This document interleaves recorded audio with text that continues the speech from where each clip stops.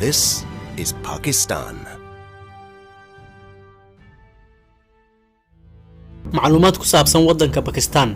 Jamhuuriyadda Islaamiga ee Pakistan waa dal dhaca koonfurta Aasiya, waxa uu xuduud la wadaagaa dalalka Iran, Afghanistan, China iyo India. Pakistan waa dalka 33aad ee ugu baaxadda weyn dunida, waxaana lagu qiyaasaa ilaa 881 oo kiiloomitir oo wareeg ah. Sidoo kale, Pakistan waa dalka shanaad ee ugu dadka badan dunida. Tirada dadka wadanka ku nool waxay kor u dhaafaysaa 212 milyan, waana dalka labaad ee ugu muslimiinta badan dunida marka laga yimaado wadanka Indonesia.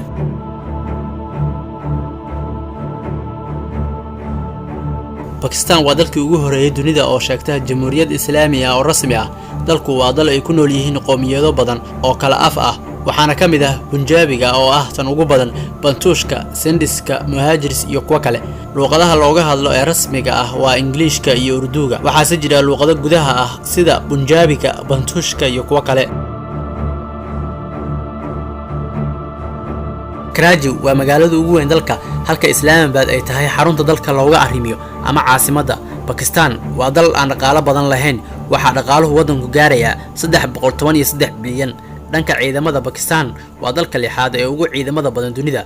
Sidoo kale waa dalka sagaalaad ee haysta hubka aadka halista u ah ee wax kumaada ee nuclearka, waxaana la qiyaasayaa madaxyada uu haysto inay gaarayaan 130 madax, taasoo ku jirta kaalinta lixaad ee dalalka la ogyahay. Pakistan waa dal aad u waxbarasho fiican, taasoo dadka ajaanibta ay isaga kala yimaadaan dunida oo dhan. Pakistan waxa ay dhoofisaa macdanaha ay ka mid yihiin dahabka iyo maarta.